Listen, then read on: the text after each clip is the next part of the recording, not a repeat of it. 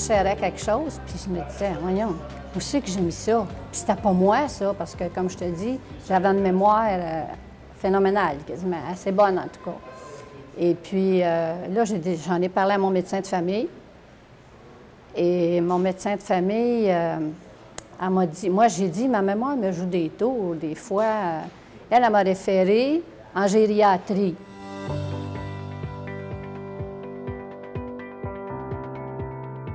Qu'est-ce qu'un essai clinique? C'est une étude sur des sujets humains, des patients, mais également des témoins souvent, ça dépend de la forme d'essai clinique. C'est une étude où on va essayer une manœuvre, on va essayer quelque chose, soit une médication, les gens pensent essai clinique, médication, mais quelquefois ça peut être une manœuvre d'entraînement pour la mémoire en particulier, et on va essayer de voir si cette manœuvre, quelle qu'elle soit, entraînement, médication, mon Dieu, méditation, est-ce que la manœuvre qu'on veut tester a une incidence sur la maladie qui est à l'étude? Dans le cas qui nous concerne, c'est la maladie d'Alzheimer.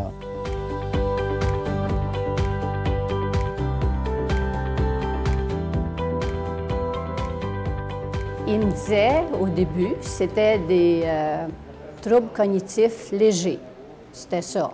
Mais tu sais, je savais que je n'étais pas complètement perdue, là, tu sais.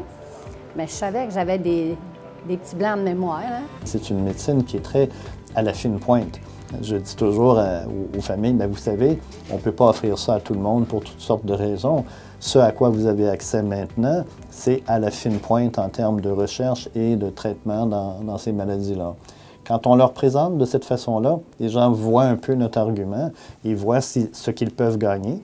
En fait, je dis régulièrement aux patients, aux familles, vous savez, il faut choisir d'aller en recherche d'abord par égoïsme, pour dire, peut-être que ça va m'aider moi, puis ensuite par altruitisme, pour dire, mais si ça peut m'aider moi, certainement que ça peut aider les autres. On le fait pour à la fois soi, mais pour l'ensemble de la communauté. Bien, pour moi, c'est un plus. C'est positif, puis je suis contente de le vivre, puis je suis contente parce que je me dis, à quelque part, ça va servir pour la recherche, ça va servir à d'autres aussi. C'est comme ça que je le vois, moi. Il est essentiel qu'on ait une personne proche pour s'assurer, d'une part, que les médicaments sont bien pris comme prévu, et aussi pour répondre aux questions lors des visites pendant l'étude. La moitié des questionnaires sont à remplir par la personne qui a des troubles de mémoire, et l'autre moitié des questionnaires, c'est la personne qui vit avec ou qui la visite régulièrement. Nos patients en recherche, ils sont très, très précieux pour nous. J'ai l'orgueil de penser que l'équipe de recherche est très précieuse pour le patient et sa famille aussi. Moi, mon but, c'était de ralentir le processus de la maladie. Puis si je fais rien, ça n'apporte pas grand-chose, hein? Ça aurait peut-être continué de se détériorer, je ne sais pas, là, moi je ne suis pas médecin. Non, j'ai acquiescé à cette demande-là, par cette invitation-là, de plein gré, puis contente de le faire. Peu de gens savent qu'au Québec, il y a des îlots de savoir, des gens qui sont des sommités mondiales connues donc à travers la planète pour leur recherche en maladie d'Alzheimer et en neurologie en général. Le médicament que j'expérimente, je suis sûre qu'il y a certains effets positifs. Parce que il me semble que des oublis, j'en fais moins.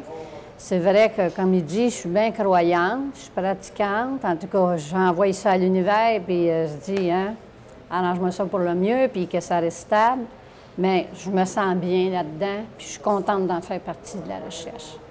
En général, les médicaments utilisés dans les essais cliniques ont déjà été testés chez des groupes de volontaires, souvent des jeunes, ensuite des gens plus vieux qui n'ont pas de maladie, et ensuite un autre groupe de personnes plus âgées, pour le cas de l'Alzheimer, qui a déjà la maladie, mais ils sont extra surveillés pour les phases du développement du médicament où on augmente la dose progressivement pour trouver la dose idéale qui ne cause pas d'effets secondaires. Par après, les essais cliniques à laquelle la plupart des gens vont participer, c'est des groupes plus larges où on a déjà une idée de la dose qui pourrait être efficace et qui est déjà prouvée comme sécuritaire.